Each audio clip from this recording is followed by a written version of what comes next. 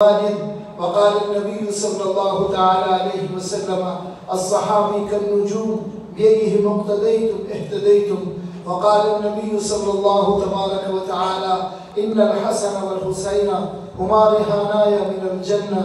وقال النبي صلى الله تعالى عليه وسلم إن فاطمة سيدة نساء أهل الجنة. وقال النبي صلى الله تعالى عليه وسلم إن الحسن والحسين سيدا شباب أهل الجنة. وقال النبي صلى الله تبارك وتعالى عليه وسلم اللهم إني أحبهما فأحبه من يحبهما أو كما قال عليه الصلاة والسلام. مدانائے سبل ختم الرسل مولائے کل، جس نے بخشا غبار راہ کو فروغ وادی سینہ. نگاہ عشق و مستی میں وہی اول وہی آخر، وہی قرآن وہی فرقان وہی طٰہٰ وہی یاسین. نماز اچھی، حج اچھا، زکوٰۃ اچھی، روزہ اچھا، مگر باوجود ان سب کے میں مسلمان ہو نہیں سکتا. میں جب تک کٹ نہ مروں خواجہ یثرب کی عزت پر خدا شاہد ہے کہ کامل ایمان میرا ہو نہیں سکتا. میرے محترم بھائیو، وقت بہت تھوڑا ہے، یعنی 2 بجے ہم نے نماز بھی پڑھی ہے. میں چند اصولی باتیں آپ کے سامنے عرض کرتا ہوں، اللہ کرے میری بھی آپ کی بھی سمجھ میں آ جائیں. یہ ذرا اصولی باتیں ہیں، انشاءاللہ العزیز یہ آپ کی سمجھ میں آ گئی تو انشاءاللہ بہت سارا علمی مواد آپ کے پاس آ گیا.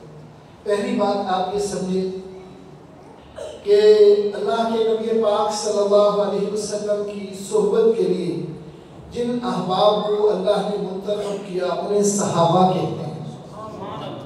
اور یہ بات کہ یہ صحابہ لقب کسی مفتی نے دیا ہے، کسی دیوبندی مولوی نے دیا ہے، یا کس نے دیا ہے، یہ میں نے آپ نے نہیں دیا. یہ صحابہ کا لقب اللہ نے قرآن میں خود دیا ہے. اِذْ يَقُولُ لِصَاحِبِهِ، جب حضور اپنے صحابی کو کہہ رہے تھے لا تحزن ان اللہ معنا. تو صحابی کا لفظ یہ قرآن نے صحابہ کو دیا ہے. میں اور آپ کون ہوتے ہیں کہ کسی کو لقب دیں؟ ایک بات یہ جو اتنا بڑا لقب صحابہ کا قرآن نے دیا ہے صحابہ کو، یہ وہ شخصیات ہیں کہ جنہوں نے دین میرے آپ تک پہنچایا ہے. قرآن کے میرے آپ تک ناقل صحابہ، حدیثوں کے ناقل صحابہ، پورے دین کے نقل کرنے والے صحابہ، دین میرے آپ تک پہنچانے والے صحابہ ہیں. ایک بات پھر یہ جو صحابہ ہے یہ امت کا ایک بڑا قیمتی سرمایہ ہے، بہت قیمتی سرمایہ ہے، معمولی شخصیات نہیں. صحابہ کی زندگی کو پرکھنے کے لیے، صحابہ کو سمجھنے کے لیے ہمیں قرآن اور حدیث کی ضرورت ہے. صحابہ کے لیے تاریخی اوراق، فلاں تاریخ میں یہ لکھا ہے، فلاں مورخ نے یہ لکھا ہے، فلاں نے یہ لکھا ہے، فلاں نے یہ لکھا ہے، یہ ساری چیزیں قرآن و حدیث کے مقابلے میں اور صحابہ کی عظمت کے لیے گدی کی ٹوکری میں پھینکنے کے بعد، کیونکہ ان کے لیے کون ہے؟ قرآن ہے. جیسے کہ مثال سے چیز سمجھ میں آ جاتی ہے، لوہا ہے، اسے تولنے کا ترازو الگ ہے، لوہے کو تولنے کا ترازو الگ. لکڑی ہے، اس کو تولنے کا ترازو الگ ہے. کہ آپ لکڑ ہارے کے پاس چلے جائیں، ٹال پہ چلے جائیں، 10 من لکڑی تول دے گا، لوہے والا ٹنوں من لوہا تول دے گا. لیکن صاحب سونے کے تولنے کا پیمانہ وہ نہیں ہے جو لکڑی اور لوہے کے تولنے کا پیمانہ ہے. ایسے ہے نا، یہ سنیارے کا پیمانہ ہے. اسے آپ جائیں گے سنیارے کے پاس، اسے جا کر کہیں گے صاحب اسے تولیے گا. اور سونا لے جائے ہم لکڑ کے ٹال کے اوپر یا کسی لوہار کے پاس لے جائیں کہ آپ اس کو تول کر دیں، تو یہ بالکل عقل میں آنے والی بات نہیں ہے. سمجھ آگے نا؟ اسے تولنے کا ترازو الگ ہے. اس لیے صحابہ کو تولنے کا ترازو کیا ہے؟ قرآن اور حدیث. قرآن اور حدیث سے ہٹ کے ہم صحابہ کو قرآن کہتے ہیں. قرآن میں آپ کے سامنے چل رہا ہے، میں تھوڑے سے وقت میں آتا ہوں اور یہ 10 محرم الحرام کے نسبت سے بھی چند باتیں آپ کے سامنے اصولی باتیں کرتا ہوں. آپ اس کو سمجھ جائیں انشاءاللہ العزیز، اللہ میں بہت فائدہ ہے. تو میں عرض کر رہا تھا کہ کیوں بھائی قرآن و حدیث کو پرکھنے کے لیے کیا چاہیے؟ صحابہ کو پرکھنے کے لیے قرآن و حدیث. میں ایک اصولی بات کہتا ہوں، قرآن کہتا ہے، اللہ کو پتہ تھا کہ کچھ لوگ ایسے پیدا ہوں گے، کچھ کالے دلوں والے، کالے کپڑوں والے، کالے جسم والے، کالے دل والے ایسے پیدا ہوں گے جو میرے صحابہ پر آ کر بکواس کریں گے اور کہیں گے وہ بدل گئے تھے، ان کے دل میں کچھ اور تھا، وہ حضور کے سامنے کچھ اور طرح رہتے تھے، ان کی ایسی زندگی تھی، وہ ایسے تھے، وہ ایسے تھے الی آخری۔ میں قرآن کی یہ آیت اس کا جواب دیتی ہے۔ 1400 سال پہلے قرآن نبی پر اترتا ہے، اللہ یوں کہتا ہے اولئک الذین امتحن اللہ قلوبہم للتقوی۔ ایک بات ہے، اللہ یوں کہہ سکتے تھے اولئک الذین امتحن اللہ للتقوی، اللہ نے ان کا تقوی کے لیے امتحان لیا، اللہ نے ان کو پرکھا، اللہ نے انہیں آزمایا، یہ تقوی کے لیے آزمایا، یہ کہہ سکتے تھے اللہ، تو بات پھر بھی پوری ہو جاتی تھی۔ لیکن اللہ نے یہ نہیں کہا اولئک الذین امتحن اللہ قلوبہم للتقوی۔ اللہ کہتے ہیں، اس کا دیسی ترجمہ کرتا ہوں، اللہ یہ کہتے ہیں میں نے کیمرہ ان کے دلوں پہ لگایا، میں نے کیمرہ ان کے دلوں پہ فٹ کیا، فٹ کر کے میں نے چاروں طرف کیمرے کو گھمایا، گھمانے کے بعد اللہ نے جب دل کا امتحان لیا کہ ان کے دلوں میں کیا ہے، ان کے دلوں میں تقوی ہے، ان کے دلوں میں اللہ ہے، اللہ کا رسول ہے، کیا ہے، تو میں اللہ نتیجہ سناتا ہوں لہم مغفرۃ و اجر عظیم۔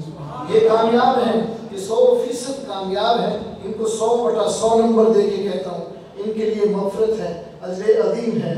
اللہ یہ کہہ رہے ہیں، اللہ تبارک و تعالیٰ یہ ارشاد فرمایا کہ میں نے دلوں کا امتحان لیا ہے، میں دلوں پہ کیمرہ لگا کے بتاتا ہوں یہ دل کے بڑے صاف ہیں، ان کے دلوں میں اللہ ہے اور کچھ نہیں ہے، اللہ والے ہیں۔ یہ اللہ صحابہ امتحان اللہ قلوبہما نہیں کہا، قلوبہم کہا، سب کا امتحان لیا، اللہ یہ کہتا ہے، ٹھیک ہے۔ تو جب اللہ نے دل کے امتحان لے لیا، پھر جو تاریخی لفظ یہ لکھتا ہے کہ وہ بدل گئے تھے، وہ یہ ہو گئے تھے، بتاؤ پھر وہ سچا یا اللہ سچا؟ اللہ سچا، تو پھر اللہ سچا ہے، اللہ کی بات ہمیں ماننی چاہیے۔ ایک ہی اصولی بات سمجھیں، ہمیں ان کو سمجھنے کے لیے قرآن اور حدیث کو دیں، ٹھیک ہے نا۔ پھر اگلی بات یہ ہے کہ میرے محترم بھائیوں اور بزرگوں اور ساتھیوں، یہ امت کے لیے امام، پہلے میں چند تھوڑی سی باتیں سناتا ہوں۔ حضور پاک صلی اللہ علیہ وسلم کی بیٹی بی بی فاطمہ، یہ سب سے چھوٹی بیٹی ہے آپ کی، اور آپ کو حضرت فاطمہ سے بڑا پیار ہے، بڑی محبت کرتے تھے بی بی فاطمہ سے۔ آپ سفر میں جانے سے پہلے، جانے لگتے سفر سے تو بی بی فاطمہ کے گھر آتے، بی بی فاطمہ کو دیکھتے، ملاقات کرتے، پیار کرتے، پھر چلے جاتے۔ سفر سے لوٹ کر آتے تو سب سے پہلے بی بی فاطمہ کے گھر جاتے، پہلے ادھر ازواج مطہرات کے گھر نہیں جاتے، فاطمہ کے گھر جاتے۔ انتہائی محبت پیار تھا آپ کو بی بی فاطمہ سے۔ حضور پاک صلی اللہ علیہ وسلم کے بعد ابو بکر صدیق جاتے ہیں، یا رسول اللہ اگر فاطمہ کا میں ہاتھ مانگ لے آئے ہوں، یہ رشتہ مجھے دے دیں، تو آپ خاموش رہے، آپ نے کوئی جواب نہیں، خاموش واپس چلے جاتے ہیں۔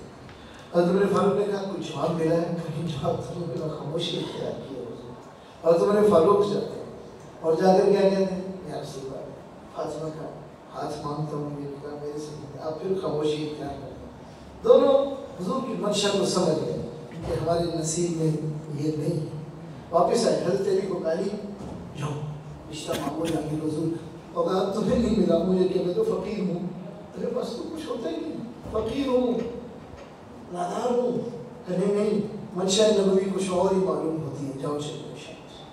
حضرت علی جا کر کہتے ہیں یا رسول اللہ فاطمہ کا نکاح مجھے دے۔ حضور کیا فرماتے ہیں، علی جاؤ تیاری کرو، میں انشاءاللہ مشورہ کرتا ہوں، میں فاطمہ سے پوچھتا ہوں۔ آ کر بتایا علی تیرا کام ہو گیا، علی تیرا کام ہو گیا، نبی کی منشا ہم سمجھ گئے۔ اب یہ ہو جاتا ہے حضور پاک سے ایک بات کہتا ہوں، وقت بہت تھوڑا ہے لیکن ایک پورا ایک مضمون ہے، صحابہ نے اہل بیت سے کتنا پیار کیا، صحابہ کا اہل بیت سے پیار تھا، محبتیں تھیں، اہل بیت کے ساتھ صحابہ کی انتہا قسم کی محبتیں تھیں۔ اس محبت کا ایک واقعہ آپ کو سناتا ہوں۔ حضور پاک صلی اللہ علیہ وسلم، حضرت عمر فاروق کا دور فاروق ہی چل رہا تھا۔ آپ کیا کرتے تھے، یمن سے آپ جوڑے منگواتے تھے، شاہانہ جوڑے، اور وہ حسنین کریمین کو ہدیہ کیا کرتے تھے۔ یہ حضرت عمر فاروق کا یہ معمول تھا۔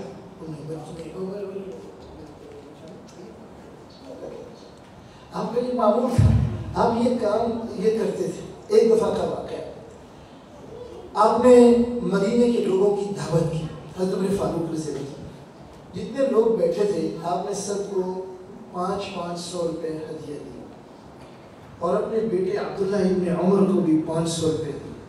آئے حسنین کریمین، شہزادے آئے، بلائے ان کو آپ نے 1,000 روپے دیا دونوں کو۔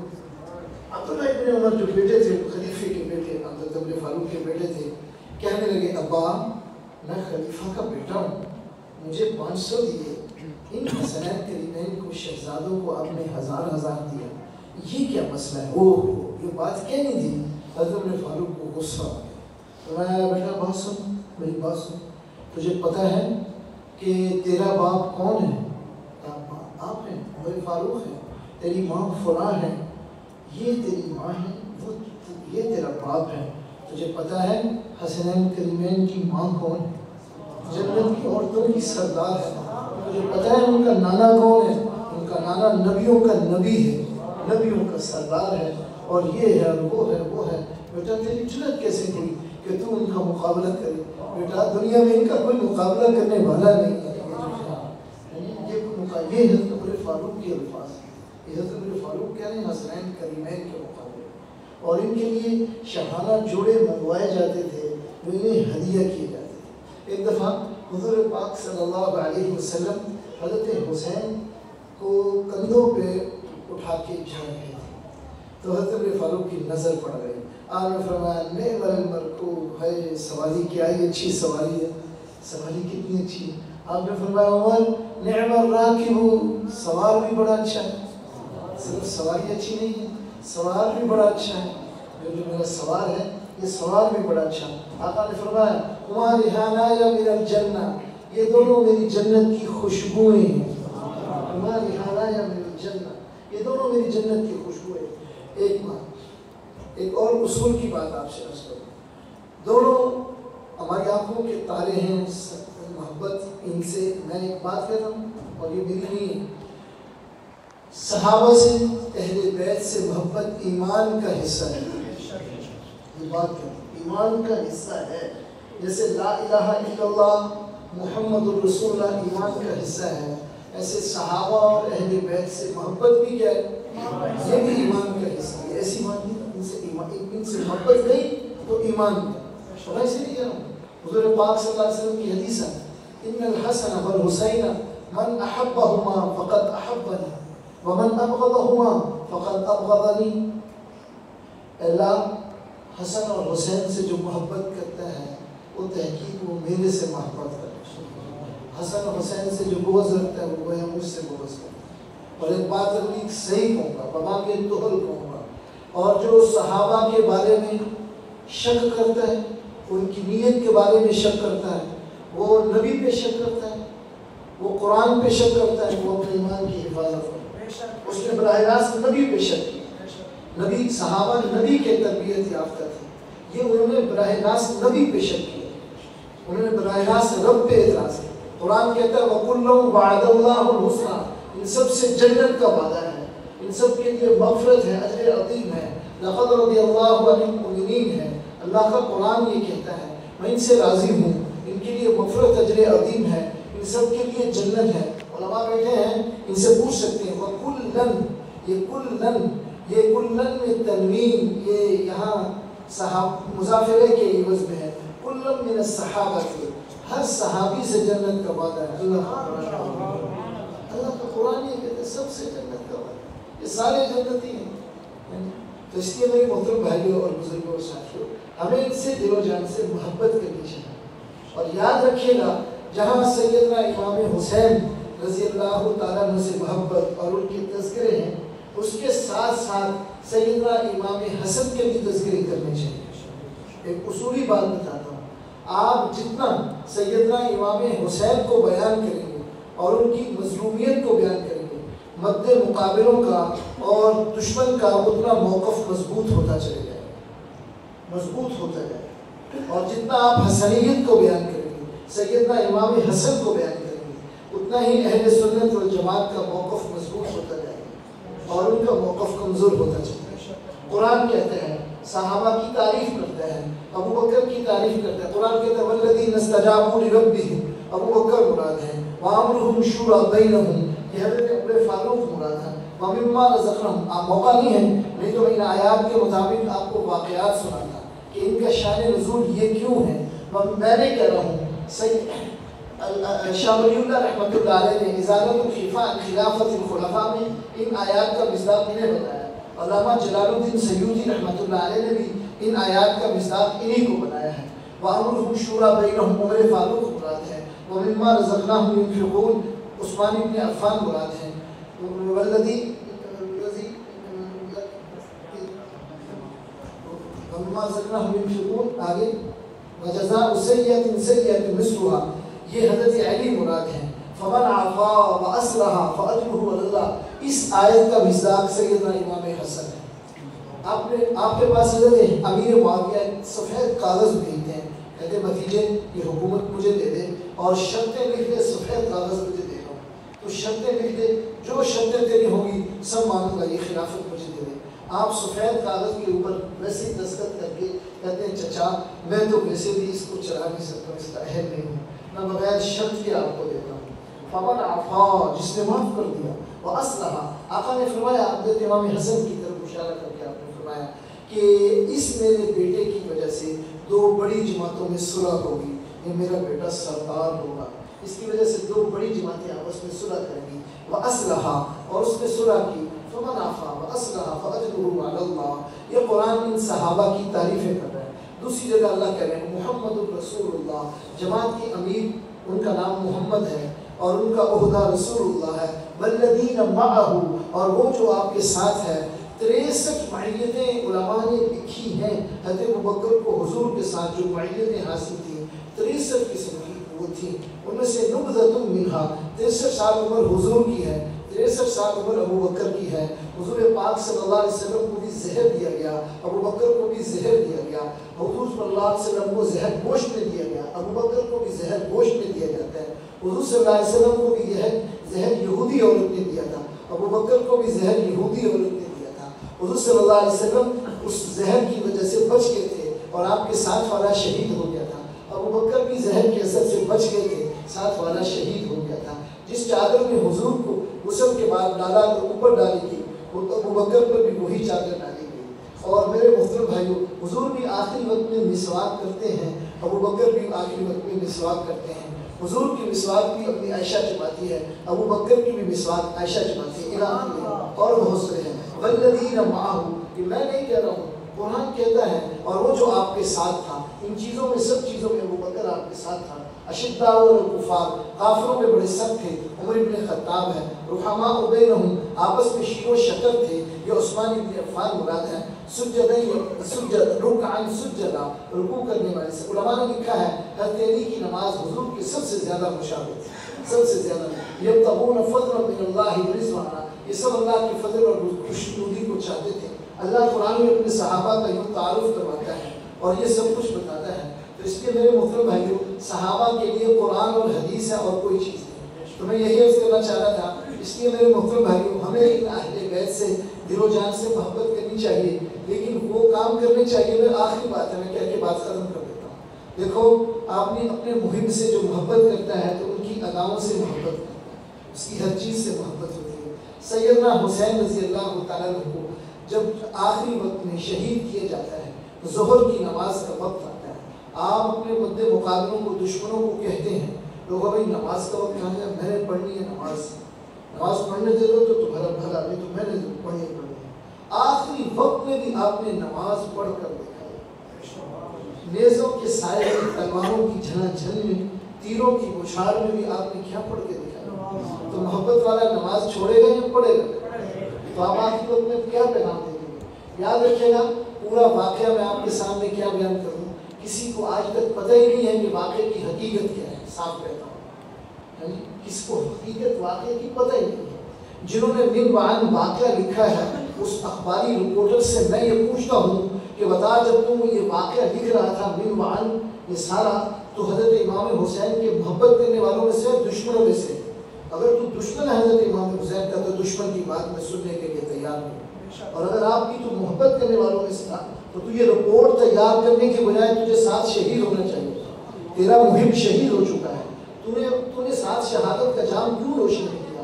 تیرے محب نے تو جام شہادت نوش کر دیا. اس لیے پورے واقعات کو جو میرے آپ کے سامنے نقل کیا جاتا ہے یہ میرے پتر بھائیوں سارے دوسروں کی روایات ہیں.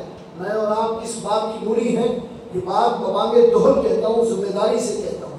علامہ ابن کثیر جیسا آدمی, علامہ ابن کثیر جیسا محقق مورخ آدمی واقع کربلا میں 2 رافضیوں کی روایت لے کے آتا ہے. جب وہ روایت میں رافضیوں کو لے آیا تو پھر اس کی بات کس کی بات ہے؟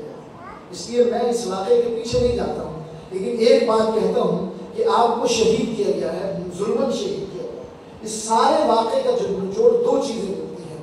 آپ نے پورے واقعے کے اندر سچائی کا دامن نہیں چھوڑا, سچائی کا دامن نہیں چھوڑا, جھوٹ کہیں نہیں بولا. آپ نے جان جاتی ہے چلی جائے.